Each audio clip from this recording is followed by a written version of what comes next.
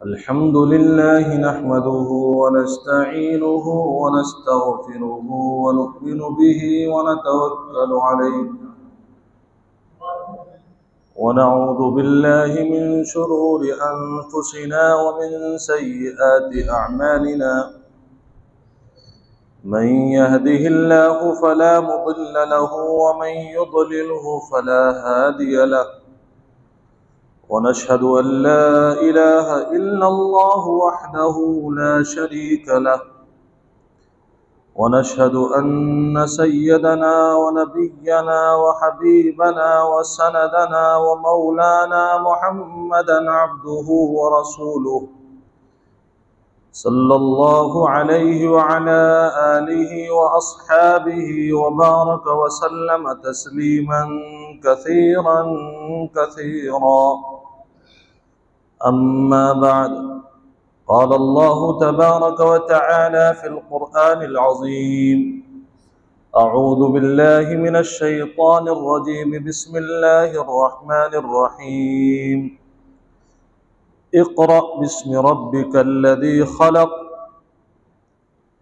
خلق الإنسان من علق اقرأ وربك الأكرم الذي علم بالقلم علم الإنسان ما لم يعلم صدق الله العظيم।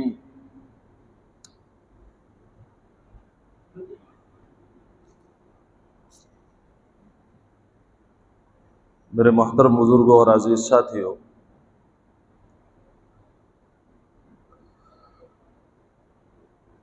आज का बयान एक ख़ास सवाल का जवाब है जिसका ताल्लुक़ भी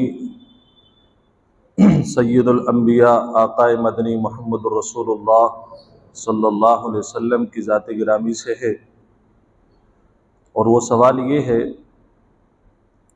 कि हुज़ूर पाक सल्लल्लाहु अलैहि वसल्लम नबूवत के ऐलान से पहले बाल्फाज़ दीगर बिअसत से पहले आप किस दीन के मुताबिक इबादत किया करते थे। और इसी से जुड़ा हुआ एक दूसरा सवाल है कि हुज़ूर पाक सल्लल्लाहु अलैहि वसल्लम पर जो वही आने का सिलसिला शुरू हुआ है वो कब से शुरू हुआ है। ये दो सवाल हैं।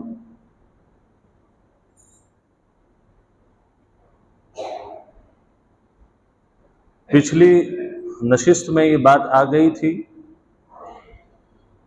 कि हुज़ूर पाक सल्लल्लाहु अलैहि वसल्लम का निकाह 25 साल की उम्र में हुआ। आपने पहले बकरियां चराई, फिर उसके बाद आपने तिजारत की। अब इसके बाद का जो आखिरी मरहला है वो आका अलैहिस्सलातु वस्सलाम ने पूरी ज़िंदगी जो काम किया है वो है तालीम व ताल्लुम, टीचिंग। तो तरतीब ये हुई कि ज़रिया माश के लिए अगर कोई चीज़ इख्तियार की जा सकती है तो बहरहाल मजदूरी भी की जा सकती है, वो भी एक सुन्नत है। उसके बाद नंबर आता है तिजारत का। इन तमाम चीज़ों से आगे की चीज़ वो है तालीम, एजुकेशन। हर तिजारत से, हर मजदूरी से, हर पैसे से बड़ी अगर कोई चीज़ है तो वो एजुकेशन है। अब हम अपने सवाल की तरफ और उसके जवाब की तरफ चलते हैं। हुज़ूर पाक मुहम्मदुर रसूलुल्लाह सल्लल्लाहु अलैहि वसल्लम आपका अमल ये था कि जिस वक्त आप बालिग होने के बाद और इन तमाम चीज़ों के बाद आपको रुश्द, जिसे हम मिलाकर रुश्दो हिदायत कहते हैं, ये अल्लाह ने रोज़े अव्वल से मेरे नबी को अता की हुई थी। अभी बात आएगी कि रुश्द किसे कहते हैं। रुश्द कुरान करीम में एक जगह अल्लाह तबारक व तआला ने इसकी तफसीर बयान फरमाई, वलाकिन्नल्लाह हब्बबा इलैकुम अल ईमान वज़य्यनहु फी क़ुलूबिकुम वकर्रहा इलैकुमुल कुफ्र वल फुसूक़ वल इस्यान उलाइका हुमुर राशिदून। जो रुश्द और हिदायत अल्लाह के नबी सल्लल्लाहु अलैहि वसल्लम को बचपन से रोज़े अव्वल से आता हुई, उसकी तफसीर यह है कि रुश्द कहा जाता है उस सिफत को, उस अमल को कि जिसके आने के बाद दिल में ईमान की मोहब्बत जाजिम हो जाए, अल्लाह की इताअत रासिख हो जाए दिल में, किसी हाल में भी अल्लाह की इताअत को ना छोड़ने का मादा दिल में पैदा हो जाए, और ये इताअत इतने दर्जे चली जाए और ये ईमान का नूर इस कदर दिल में फैल जाए कि आप हर कुफ्र से, हर शिर्क से, हर इस्यान से, खुले हुए अलानिया गुनाह से, सिर्री गुनाहों से दिल फौरन अंदर से कहे कि ये गलत है, इसे हमें नहीं करना है। जब ये सिफत ईमानी कुव्वत और ताकत पैदा हो जाती है कि जिससे कुफ्र और शिर्क से बचने के लिए इंसान को किसी दूसरे की जरूरत नहीं, बल्कि अंदर से दिल कहने लगे, उस सिफत का नाम है रुश्द, उसका नाम है, और इस सिफत के हामिल का नाम है राशिद। बहुत सारे लोगों का नाम है राशिद। राशिद के माना समझ लीजिए आप। क़द तबय्यना रुश्दु मिनल गई। अल्लाह ने कुरान में कहा कि दो चीजें वाज़ेह हो गई, रुश्द हिदायत, मिनल गई जुल्मत से, नाफरमानी से, सरकशी से। दोनों चीजें अलग अलग है। जो सरकश होगा कभी वो राशिद नहीं बन सकता है। जो अल्लाह का नाफरमान और गुनाह में जिसे लज्जत आएगी उसके पास रुश्द नाम की चीज नहीं होगी। और जिसके पास अल्लाह की तरफ से रुश्द मिल जाए, जो राशिद बन जाए, वो कभी गुनाह में लज्जत के साथ कभी गुनाह नहीं कर सकता। बशरियत के नाते अगर कोई गुनाह हो जाए तो उसे फौरन तौबा की तौफीक हो जाती। ये चीज अल्लाह तबारक व तआला ने अंबिया को भी अता फरमाई। वलक़द आतैना इब्राहीम रुश्दहु मिन क़ब्ल व कुन्ना बिही आलिमीन। अल्लाह कुरान में बयान फरमा रहा है कि ये रुश्द नामी सिफत जो है हमने इब्राहीम को भी अता फरमाई थी, और उसकी बुनियाद पर हजरत इब्राहीम अलैहिस्सलाम सबसे पहले अगर घर में बुतों की सामने रखकर या बुतों की खातिर अगर लड़ाई लड़ने वाला, बुतों की मुखालिफत में सबसे पहला अगर अंबिया में सरे फहरिस्त अगर किसी का नाम आता है तो वह हजरत खलीलुल्लाह, हजरत इब्राहीम अलैहिस्सलातु वस्सलाम का नाम आता है। अल्लाह ने फरमाया उन्हें जो लड़ने की ताकत आई, जो नमरूद से भी जाकर के टकरा गए। अगर वक्त का कोई बादशाह प्राइम मिनिस्टर है, किसी की हिम्मत है कि सरकार के खिलाफ बोल दे? जो बोलेगा जेल में जाएगा, और वैसे वैसे केस लगाए जाएंगे जो उसके बाप दादा ने भी कभी सोचे नहीं होंगे। वक्त के प्राइम मिनिस्टर से टकराने का अंजाम हिंदुस्तान के लोग बखूबी जानते हैं। अब हजरत इब्राहीम अलैहिस्सलाम की जिंदगी को पढ़ना आसान हो गया, समझना आसान हो गया। आप इस माहौल को देखें, और नमरूद जो कि सरापा हुकूमत शर्रियों की थी, सरापा हुकूमत बुत परस्तों की थी, आतिश परस्तों की थी, जो सूरज और चांद को अपना अल्लाह, अपना खुदा मानते थे, और रियाया भी मानती थी और बादशाह भी मानता था। जो भी पूरी सरकार के खिलाफ बल्कि उसके मजहब के खिलाफ जाएगा तो बताइए नमरूद क्या कुछ नहीं कर सकता था, और उसने करके दिखलाया। लेकिन अल्लाह ने फरमाया पूरी रियाया से टकरा जाना, जनता से टकरा जाना, प्राइम मिनिस्टर से टकरा जाना, बादशाह से टकरा जाना, उसके वजीरों को से टकरा जाना, ये कोई मामूली हिम्मत का काम नहीं है। वलक़द आतैना इब्राहीम रुश्दहु मिन क़ब्ल।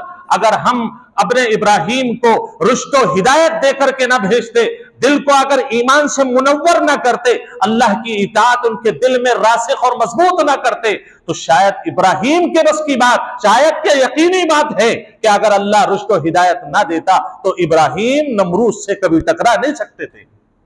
और अल्लाह ने खुद कहा है वकुन्ना बिही आलिमीन, हम इसको जानते थे, हमें पता था।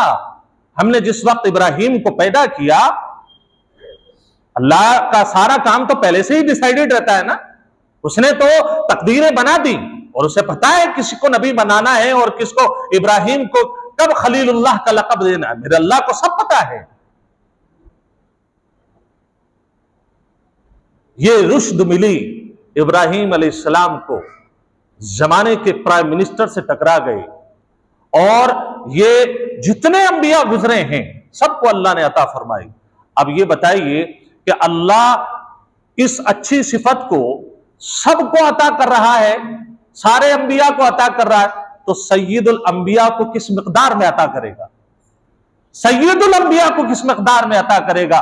हुजूर पाक मोहम्मद रसूलुल्लाह सल्लल्लाहु अलैहि वसल्लम को अल्लाह ने अता फरमाई, ये हिदायत अता फरमाई, और इसका नतीजा ये था कि आपको कुफ्र से भी नफरत, आपको बुतों से भी नफरत, आपको शेर व शायरी से भी नफरत, आपको हर उस काम से नफरत थी जो बेहयाई का हो। मैंने पिछले हफ्ते वाकया बताया था, हजरत अब्बास ने कहा था ना काबतुल्लाह की तामीर के वक्त में, भतीजे जरा तहमद ऊपर को कर लो, इसे खोल करके कांधे पर डाल लो। लोग देख रहे, क्या हुआ, फौरन आप बेहोश हो गए।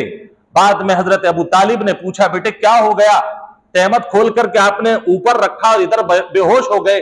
आपने, आका ने क्या जवाब दिया था कि चचा जान, जैसे ही मैंने तहमद खोला तो मेरे सामने एक सफेद पोश एक आदमी आया और मैं उसकी हैबत ना ला सका और मैं बेहोश हो गया। ये अल्लाह ने प्रोटेक्शन दी थी, ये रुश्द का मामला था कि मैंने अंबिया को रुश्द व हिदायत दी, तो वक्त के प्राइम मिनिस्टर से टकरा गए जो कि एक महदूद वक्त के लिए नबी बनाए गए थे। ए मेरे नबी, आप तो कयामत तक आने वाले लोगों के लिए नबी हैं, आप तो नबियों के भी सरदार हैं, आप तो आखिर उम्मत तक के नबी हैं। ये तो बताओ आप कैसे वो काम कर सकते हैं जिसके अंदर बेहयाई। उसी से कम कर दीजिए, कम कर दीजिए।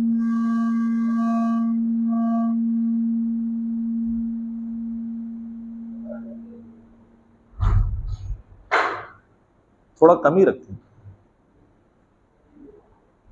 हुजूर पाक मोहम्मद रसूलुल्लाह सल्लल्लाहु अलैहि वसल्लम को ये रुश्द का मकाम अता फरमाया। अच्छा, एक हदीस में हुजूर पाक सल्लल्लाहु अलैहि वसल्लम ने बिल्कुल वाज़ेह कर दिया।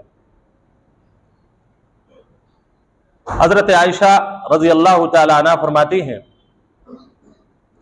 कि हुजूर पाक सल्लल्लाहु अलैहि वसल्लम को अल्लाह ताला ने जो सिफत दी थी, बल्कि वो दूसरी हदीस है, हुजूर पाक सल्लल्लाहु अलैहि वसल्लम ने खुद इरशाद फरमाया कि मेरे दिल में अल्लाह तबारक व तआला ने बुग़्ज़त इलैयल औसान व बुग़्ज़ा इलैय शार, अल्लाह तबारक व तआला ने अपने नबी को जो सिफत दी थी, मेरे नबी ने बयान फरमाई कि बचपन से, लम्मा नशअतु, जब से मैं बड़ा हुआ, जैसे जैसे बड़ा होता रहा, बुतों से नफरत होती रही।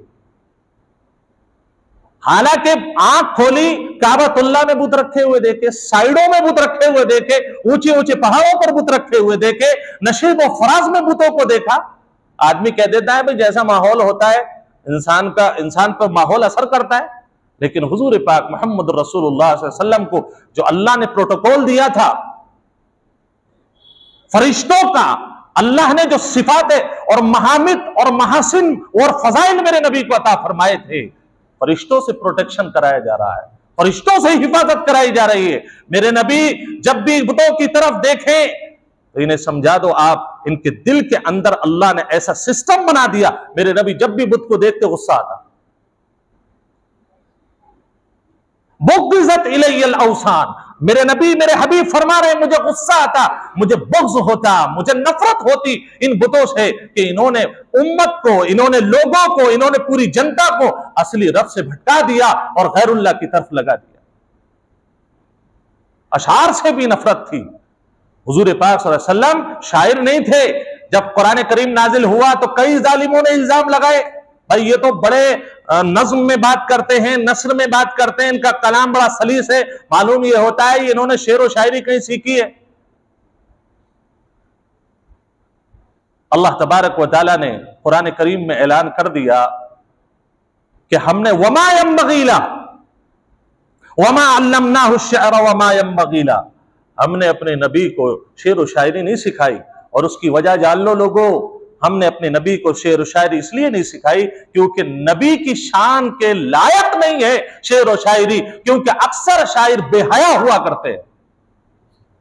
पूरी जिंदगी में आप उठा करके देख लीजिए, दो चार शायरों को छोड़कर चार नाते लिखेंगे, इतनी मोटी किताब औरतों की लटों पर लिख देंगे। गजलें लिखी जा रही हैं, फहाशी वाले अल्फाज इस्तेमाल किए जा रहे हैं, और उन्हीं शायरों को पसंद किया जाता है, उन्हीं पर तालियां बजती हैं। जो औरतों की कमियां निकाले या औरतों की खूबियां बयान करे, इसी को तो गजल कहते हैं। अल्लाह ने अपने नबी को बतलाया, वमा अल्लमनाहु शिअर वमा यंबगी ला, हमने अपने नबी को शेर शायरी नहीं सिखाई क्योंकि नबूवत एक पाकीज़ा चीज है, नबूवत एक पाकीज़ा मनसब है, और पाकीज़ा मनसब के लिए शेर व शायरी कतन मुनासिब नहीं। ये नहीं कहता कि शेर व शायरी अगर अच्छे शेर व शायरी हो तो गलत है, नहीं, अगर उसके जरिए से आप अल्लाह और रसूल की हम्द कर रहे हैं तो यकीनन वो सवाब का काम है। लेकिन अक्सर शुआरा का और जो अदबी हल्के में लोग आते हैं, उन लोगों का हाल आपको बिल्कुल मालूम है, मुनकशिफ है। हुजूर पाक मोहम्मद रसूलुल्लाह सल्लल्लाहु अलैहि वसल्लम सारी बुराइयों से बचते चले गए। एक उम्र आई कि अल्लाह की तरफ से बहरहाल कश्फ हुआ बगैर अल्लाह के हुक्म के, तो वमा यंतिकु अनिल हवा इन हुवा इल्ला वह्यु यूहा, बगैर अल्लाह के हुक्म के मेरा नबी कोई काम नहीं करता। हुजूर पाक सल्लल्लाहु अलैहि वसल्लम की आदत शरीफा, आपकी अहलिया और इस उम्मत की मां अम्मा आयशा रजी अल्लाह तआला अन्हा भी बयान फरमाती हैं कि आपकी आदत यह हो गई कि आपको लगता था कि ये जो माहौल है, सेटिस्फेक्शन यहां पर मौजूद नहीं है, मुझे अपने अल्लाह से कुर्बत हासिल करनी है, अल्लाह से कुर्बत हासिल। फिर क्या आपका अमल था? आपने कहा, हजरत खदीजतुल कुबरा रजी अल्लाह अन्हा से फरमाया करते, भाई कुछ रोटियां बना दो, कुछ तोशा दे दो, जो भी रूखा सूखा घर में हो, क्योंकि तरो ताजा तो वहां बहुत कम तस्वुर होता था। आप रोटियां वो लेते, तोशा लेते और आप गारे हिरा में चले जाते। अम्मा आयशा रज़ी अल्लाह तआला अन्हा फरमाती हैं कि हुजूर पाक सल्लल्लाहु अलैहि वसल्लम को हुब्बिबा इलैहिल खला, आपको खलवत पसंद होने लगी थी। वकान यखलू बिगारी हिरा, और आप अलैहिस्सलाम जब भी दिल चाहता कि मैं खलवत में जाकर अपने रब से राज़ो न्याज की बातें करूं, तो फौरन आप तोशा लेते और गारे हिरा में पहुंच जाते। 2-2 दिन, 3-3 दिन, 4-4 दिन, 10-10 दिन आप वहां रहते और बता करके जाया करते थे। नबी की सुन्नत नोट कर लीजिए, अगर आप कहीं जा रहे हैं, कितने भी खैर के काम से जा रहे हैं, आप अपने घर में इत्तला करके जाइए। ये मेरे नबी की अहम सुन्नत है।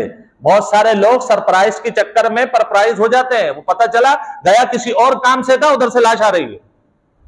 अल्लाह के नबी मोहम्मद रसूलुल्लाह सल्लल्लाहु अलैहि वसल्लम के हर एक अमल में जो राज छुपा हुआ है, खुदा की कसम जितनी बारीकी से देखोगे, जिंदगी का एक एक पहलू आपको चमकता हुआ नजर आएगा। मेरे नबी ने इरशाद फरमाया, अब आप अलैहिस्सलातु वस्सलाम कह करके जाते, खदीजा मैं गारे हिरा जा रहा हूं, कोई जरूरत पड़े तो बता देना। आप वहां पर राज़ो नियाज की अपने रब से बातें किया करते। अब वो सवाल खड़ा होता है कि हुजूर पाक सल्लल्लाहु अलैहि वसल्लम जो इबादत थी या अल्लाह की कुर्बत थी, किस अंदाज पे किया करते थे? अल्लाह के प्यारे नबी मोहम्मद रसूलुल्लाह सल्लल्लाहु अलैहि वसल्लम का इस अमल का जवाब कुरान में मौजूद है।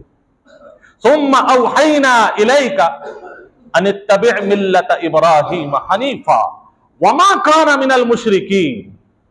अल्लाह ताला ने खुद जवाब दिया कि हमने आपके ऊपर वही नाजिल की है, हम आपको हुक्म दे रहे हैं कि आप दीन इब्राहीम की पैरवी करें, दीन इब्राहीमी की पैरवी करें। आपको दीन इब्राहीमी कैसे मिलता? हालांकि उससे पहले हजरत ईसा अलैहिस्सलाम का जमाना गुजरा। आप अलैहिस्सलाम ने ईसाइयत के मुताबिक कोई भी अमल नहीं किया, कोई इबादत नहीं की। अल्लाह ने खुसूसी तौर पर जद्दे अमजदुल अंबिया हजरत खलीलुल्लाह हजरत इब्राहीम अलैहिस्सलातु वस्सलाम को सामने रखवाया। इनके मुताबिक आप अपनी इबादत सरंजाम दीजिए, उसके अलावा कोई भी आपका अमल, इसको देख लीजिए,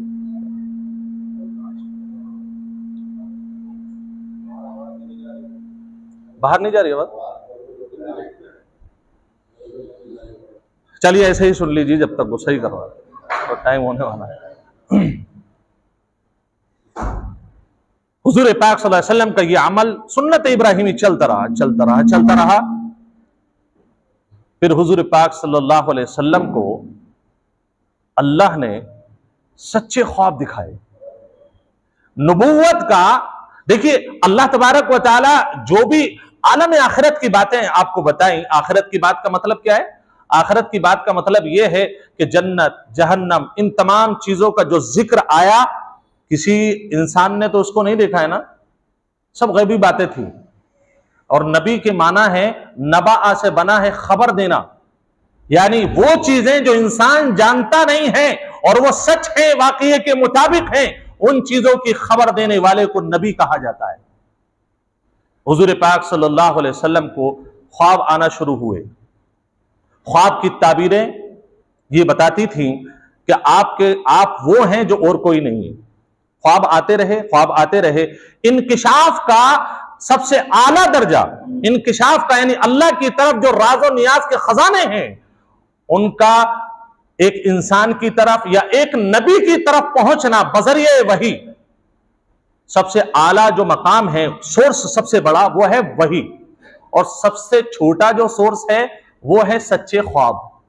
ये आप याद रखें। जो अल्लाह की तरफ से राज के खजाने हैं, वो इंसान तक पहुंचने के लिए दो सोर्सेस, जो आला और सबसे अदना है। आला है वही और अदना है सच्चे ख्वाब। हुजूर पाक सल्लल्लाहु अलैहि वसल्लम ने बाज जगह हदीस में फरमाया कि सच्चा ख्वाब नबुव्वत का 40वां हिस्सा है। रुयत सालिहा आपको आते रहे, कोई बात नहीं है। ये भाई वही आना शुरू हो जाती, ये ख्वाब क्यों आ रहे हैं बार बार? ये तो नबुव्वत तो पहले से तय थी, मेरे नबी की नबुव्वत तो पहले से तय थी, बल्कि और अंबिया की नबुव्वत का इजहार जो हुआ है वो दुनिया में रह करके हुआ है। मेरे नबी की नबुव्वत का ऐलान इस दुनिया में इंसान के वजूद से पहले हो चुका है। हुजूर पाक मोहम्मद रसूलुल्लाह सल्लल्लाहु अलैहि वसल्लम को डायरेक्ट वही आनी चाहिए थी, ख्वाब क्यों आ रहे हैं? सवाल है। उसका जवाब यह है कि देखिए, ठीक है मुतय्यन था, लेकिन आप ये बात समझ लीजिए कि कोई भी अहम और मोहतम शान होती है, डायरेक्ट अगर एकदम से आप वो सरप्राइज दिया जाए तो हो सकता है कि सामने वाला जो उसको कबूल करे उस वक्त उसको तकलीफ हो। उसकी मैं आपको मिसाल कुरान से देता हूं। अल्लाह ने कुरान की पहली सिफत ये गिनाई, इन्ना सनुल्की अलैका कौलन सकीला। ए नबी, हम आपके ऊपर जो कुरान नाजिल कर रहे हैं ये मामूली नहीं है, बहुत भारी है। और इतना भारी है कि हजरत ज़ैद बिन साबित रजी अल्लाह तआला फरमाते हैं, एक मर्तबा मेरे आका मदनी मोहम्मद रसूलुल्लाह सल्लल्लाहु अलैहि वसल्लम आराम फरमा रहे थे, मैंने अपनी गोद आपके सर के नीचे रख दी। ये आप अपनी जान आका के सर के नीचे रख दी कि मेरे आका का सर बगैर तकिए के है। ये मोहब्बत भी दुनिया में आपको ढूंढने से नहीं मिलेगी कि सहाबा ने जब ये देखा आका का सर डायरेक्ट जमीन पर है, मेरे आका को सोने में वो मजा या लज्जत नहीं आएगी, अपनी जान ही आके को बढ़ा दी। हजरत ज़ैद बिन साबित फरमाते हैं, उसी वक्त जैसे आका लेटे हैं फौरन वही का सिलसिला शुरू हो गया। फरमाते हैं आपका सर जो फूल से ज्यादा हल्का था और जो आपके रीशे मुबारक, आपकी दाढ़ी थी या आपके दूसरे बाल थे, बहुत सॉफ्ट थे। आपके खाला आपकी कंघी किया करते थे, बच्चे आपके जो है आपके बालों को ऐसे आप हाथ किया करते थे सर के अंदर, बहुत सॉफ्ट, बहुत नर्म। फरमाते हैं कि इतना नर्म सर जब वही चालू हुई है, खुदा की कसम मुझे ऐसा लगा कि अब मेरी टांग की हड्डी का कोई सिरा बाकी नहीं रहेगा जो टूट ना जाए। इतना वजन था वही में। इन्ना सनुल्की अलैका कौलन सकीला। अल्लाह खुद कह रहा है कि ये कुरान कोई मामूली नहीं, बहुत भारी चीज है। हुजूर पाक मोहम्मद रसूलुल्लाह सल्लल्लाहु अलैहि वसल्लम को जब ये देना था तो पहले रुया सालिहा से दिल को मुतमईन किया, दिल को साजगार किया। हजरत मूसा अलैहिस्सलाम का एक वाकया कुरान में जिक्र है।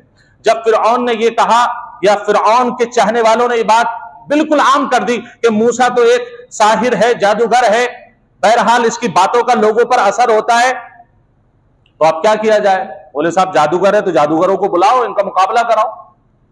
क्योंकि कुछ चमचे ऐसे होते हैं जो अपनी दाल रोटी की चक्कर में अपने बॉस को, अपने मालिक को, अपने जिम्मेदार को वो गलत रास्ता दिखाते हैं। अब उसे बहरहाल झाड़ पर चढ़ा तो दिया फिरौन को, उसके बाद उसने हुक्म दे दिया, बोले जितने भी मिस्र के और मिस्र के बाहर जितने जादूगर हैं सबको बुला लाओ। सब आ गए, सब ने अपनी रस्सियां फेंकी, सांप बन गए। अल्लाह ताला ने हुक्म दिया हजरत मूसा अलैहिस्सलाम को, मूसा आप क्या खड़े हुए देख रहे हैं, आप भी अपनी लाठी डालिए। अल्लाह के हुक्म से लाठी डाल दी। अब जैसे ही लाठी डाली है, कुरान ये कहता है फौरन सांप बन करके वो खड़ा हो गया। जिक्र यह है कि हजरत मूसा अलैहिस्सलाम जिनकी वो लाठी थी जिससे वो सांप बना, हजरत मूसा खुद चौंक करके खड़े हो गए और भागने लगे पीछे को। उसका जिक्र किया अल्लाह ने, अक़बिल वला तखफ इन्नका मिनल आमिनीन। मूसा तुम मत भागो, अरे लाठी तो तुम्हारी है और ये सांप भी तुम्हारी लाठी से बनाया गया, तुम्हें भागने की जरूरत नहीं है, वापस लौट करके आओ, कोई खौफ नहीं है, आप तो मुतमईन रहो, अल्लाह ने आपकी अमानत और आपकी हिफाजत की जिम्मेदारी ले ली है। बहरहाल हजरत मूसा आए और मैदान में डटे और वो वाकया सामने आया, उस सांप ने सारे सांपों को खा लिया, वो पूरा वाकया हुआ। लेकिन यहां मसला जो मैं बताना चाहता हूं वो ये है, हजरत मूसा अलैहिस्सलाम क्यों भागे पीछे को, और अल्लाह को यह कहने की जरूरत क्यों पड़ी कि अक़बिल वला तखफ इन्नका मिनल आमिनीन, कि आ जाओ सामने को, भागो मत, आप डरो मत। इसलिए कि बहुत सारी चीजें ऐसी होती हैं, बहुत सारे सरप्राइज ऐसे होते हैं कि वो सरप्राइज जब दिया जाता है तो सामने वाला इंसान उसे बर्दाश्त नहीं कर पाता है। एक साहब थे सीतापुर में, और ये मुझे सुनाया था किसी साहब ने, वो याद नहीं रहा, उन्हें कभी वो एक ड्राइवर थे, रेल के ड्राइवर। अब उनकी रेंज जो थी वो बहुत मुख्तसर सी थी, बहुत मुख्तसर सी, जैसे मान लीजिए 100 किलोमीटर की रेंज। ड्राइवरों की अपनी अपनी रेंज होती है सरकार की तरफ से। वो सुना यह है कि फिर उनकी रेंज बढ़ा दी गई, ऐसे मान लीजिए कि सीतापुर से वो मुरादाबाद आ गए। उन्हें इतनी खुशी हुई, उन्होंने दावत भी रखी इस खुशी में, और उस खुशी की वो ताब ना ला सके और जाते ही उनका इंतकाल हो गया। इसका मतलब यह है बहुत सारी खैर की चीजें भी इंसान बर्दाश्त नहीं कर पाता है, और फिर कुरान अल्लाह का कलाम है, उसे एकदम से कैसे बर्दाश्त करेगा? तो अल्लाह तबारक व तआला ने अपना एक निजाम बनाया, पहले ख्वाब दिखलाए, फिर उसके बाद हजरत जिब्राइल अलैहिस्सलाम को भेजा, और जिब्राइल अलैहिस्सलाम तशरीफ लाए गार हिरा में। एक रिवायत के मुताबिक आपको एक कपड़ा दिया गया जो जन्नत से था, वो सब्ज था यानी हरा था, उसके ऊपर जवाहरात से कुरान की ये आयतें जो मैंने पढ़ी, इक़रा बिस्मि रब्बिकल लज़ी खलक़ खलक़ल इंसान मिन अलक़ इक़रा व रब्बुकल अकरम अल्लज़ी अल्लम बिल क़लम, ये लिखी हुई थी 5 आयत। जिब्राइल अलैहिस्सलाम ने कहा मोहम्मद सल्लल्लाहु अलैहि वसल्लम आप पढ़िए। आपने उसके जवाब में कहा मा अना बिक़ारिन, मैं कारी नहीं हूं, मैं पढ़ा लिखा नहीं हूं, मैं कैसे पढ़ूं, मुझे तो पता ही नहीं है क्या है। तो वो वाकया आप हजरत जिब्राइल अलैहिस्सलाम ने 3 मरतबा अपनी गोद में लेकर के भेज दिया। अगर कोई ताकतवर आदमी दुनिया का किसी नॉर्मल आदमी को भेज दे तो जाहिर सी बात है तकलीफ होगी, और वो तो हजरत जिब्राइल अलैहिस्सलाम है, क्या हाल रहा होगा और क्या ताकत रही होगी। लेकिन उससे भी अल्लाह को एक सबक देना था कि कभी ऐसा होता है कि सीने से सीना इल्म मुंतकिल करता है, इल्म जो मुंतकिल होता है सीना टू सीना होता है। हजरत जिब्राइल अलैहिस्सलाम इसलिए चिमटे ताकि जो अल्लाह ने मुझे दिया है वो इस सीने में उलट दो। हुक्म हुआ कि पढ़ो, फिर आखिर में कहा मैं क्या पढ़ूं, आप पढ़वाओ तो पढ़ूंगा। तो हजरत जिब्राइल अलैहिस्सलाम ने पढ़ा इक़रा बिस्मि रब्बिकल लज़ी खलक़, कि पढ़ो अपने रब के नाम से जिसने पैदा किया है, खलक़ल इंसान मिन अलक़, जिसने लोथड़े से तुम्हें पैदा किया, तुम्हारा कोई अच्छा वजूद नहीं है। अपने आप को जो 30 मार खां समझ बैठे हो, अपने आगे किसी गरीब को तुम नहीं देख रहे, अपने आगे किसी कमतर आदमी को आप देखने को तैयार नहीं हो, तुम्हारे पास पैसा आ गया। कितने जालिम वो लोग हैं जो अपने बाप को भी नहीं देखते। ताज्जुब होता है उन औलादों पर जिस बाप ने पाला उसको नहीं देखने के लिए तैयार। क्यों? इसलिए कि पैसा आ गया। जवाब क्या होता है? भाई पैसे भेजता तो हूं मैं उन्हें, भाई क्या पैसे भेज रहे हो? अगर वो भी ऐसा करते कि सड़क पर किसी को आपको दे आते और 200-400 रुपए महीना उसे देते थे, बोले पाल करके फेंक देना कहीं और, आपका वजूद क्या होता? समझिए आप इस बात को। बहरहाल अल्लाह तबारक व तआला ने वही का सिलसिला कायम किया और एक सिफत पर बात अपनी खत्म करूंगा। इक़रा व रब्बुकल अकरम, इसको आयत को समझिए आप। इक़रा पढ़िए आप, व रब्बुकल अकरम, और आपका रब अकरम अजमत वाला है, करामत वाला है, और आपका रब इज्जत वाला है। अच्छा आप ये बताइए कि अल्लाह ने अभी पैदा करने का जिक्र फरमाया है ना, खलक का जो लफ्ज है उसका मतलब पैदा करना, तो फिर अल्लाह ने यहां रब्बुका के साथ अकरम का लफ्ज लगाया, ये क्यों लगाया? इस हकीर की राय यह है कि अल्लाह ने फरमाया इक़रा पढ़ो, व रब्बुकल अकरम, तुम्हारा रब अजमत वाला है, अल्लज़ी अल्लम बिल कलम, जिसने कलम के जरिए से सिखाया है। मतलब यह है कि कलम पकड़ोगे तो अल्लाह ने अकरम की सिफत, अजमत वाली सिफत इख्तियार की है। मतलब यह है कि कलम से आपको इज्जत मिलेगी। आप मजदूर बन जाएं, आपको पैसा मिलेगा, लेकिन वो इज्जत नहीं मिलेगी। आप ताजिर बन जाएं, बहुत सारे लोग आपके मातहत काम करेंगे, आप उनको पैसा देंगे, आपके खौफ से वो खड़े भी हो सकते हैं, लेकिन आपको वो इज्जत नहीं मिलेगी। और आपने जिस दिन कलम पकड़ लिया, हो सकता है दो चार आपके मुखालिफ भी हो, खुदा की कसम बड़े से बड़ा माल वाला, अगर उसके दिल में जरा सी इंसानियत है, चाहे वो दुनियावी इल्म हो या उखरवी इल्म हो, अल्लाह के कलाम का इल्म हो, तो क्या कहना है, बड़े से बड़ा आदमी जो शरीफुन नफ्स होगा देख के खड़ा हो जाएगा। अल्लाह फरमाता है ये अकरम वाली सिफत हम कलम के साथ लेकर के आए। उम्मत समझ लो इस बात को, अपने बच्चों को जाहिल मत छोड़ो, सिर्फ पैसे के पीछे मत भगाओ। वो बात अलग है कि अल्लाह ने पहले अपने नबी से मजदूरी करवाई, बकरियां चरवाई, फिर उसके बाद तिजारत, और उसके बाद लाइफ टाइम जो काम करवाया है वो करवाया है तालीम और ताल्लुम, टीचिंग का। खैरुकुम मन तअल्लमल कुरआन व अल्लमा, और तालीम में सबसे आला मेयार जिसका है वो कुरान को सीखने और सिखाने का। मेरे भाई बहुत हाथ जोड़ करके आपसे दरखास्त है, मैं बहुत बच्चों को अभी भी इस मुआशरे में भी जाहिल देख रहा हूं। बस एक ललक है, पैसा आ जाए, 4,000 रुपए महीना आ जाए, 5,000 रुपए महीना आ जाए, 10,000 रुपए महीना आ जाए। खुदा की कसम अगर आपने आज इससे 15 की उम्र में 8,000 रुपए कमाए हैं, ये जब तक बूढ़ा होगा 8 के बस ज्यादा से ज्यादा 10 और 15 हो सकते हैं, इससे आगे ये कुछ नहीं कमा सकता। क्यों? इसलिए कि आपने इनको नौकर बनाया और नौकर बनाकर ही छोड़ दिया। पैसा आएगा अगर आप इससे ये उम्मीद कर रहे हैं कि कल को ये मुझे कांधे पर लेकर के हज कराएगा और काबतुल्लाह का तवाफ कराएगा, आपसे बड़ा बेवकूफ इस दुनिया में कोई नहीं है। आप कहेंगे बहुत सारे तो पढ़े लिखे भी बड़ी गलत गलत हरकतें करते हैं, तो उसके सिलसिले में मैं आपको बताऊं, मैंने एक जुमला पढ़ा था वो आपको सुना रहा हूं। वो जुमला ये था कि जाहिल आदमी वो नहीं होता जिसके पास डिग्री नहीं है, जाहिल आदमी वो भी होता है जिसके पास डिग्रियों के तो अंबार और ढेर लगे हुए हैं, लेकिन उसके वुसात में, उसके ज़र्फ में कोई वुसात नहीं है, लहजे में कोई नरमी नहीं है, और उसका मिजाज जो है वो ऊपर से अभी नीचे नहीं आया है। अगर तालीम और डिग्री के बाद भी ज़र्फ में वुसअत पैदा नहीं हुई तो ये तो जाहिल से बड़ा जाहिल है। लेकिन बात उसकी नहीं है, ये आपने लाखों में किसी एक को देखा, लेकिन अक्सरियत पढ़े लिखों की क्या है वो आप कभी गौर नहीं करते।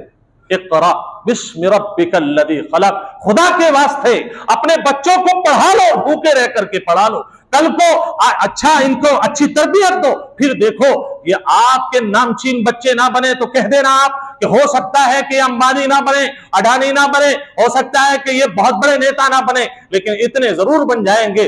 कल को बुढ़ापे में जब आपकी दवा आएगी और इनके पास 8,000 रुपए होंगे, कहेंगे आपसे अब्बा ये 8,000 आपके हाथ में, पहले दवा लाओ, खाना बाद में खाएंगे। और ऐसे लड़के, ऐसे जवान मैं अपनी आंखों से देखता हूं, आपके मोहल्ले में देखता हूं, आपकी गलियों में देखता हूं, जिन्होंने अपने माँ बाप के लिए क्या क्या कुर्बानियां दी हैं और दे रहे हैं अल्हम्दुलिल्लाह। तो कुछ तो सबक सीखो कुरान से। अल्लाह तबारक व तआला इस वही के सिलसिले को हमें समझने की तौफीक नसीब फरमाए, और जो बातें कही गई हैं उसको समझ करके उस पर अमल करने की तौफीक नसीब फरमाए। आमीन व खुदा।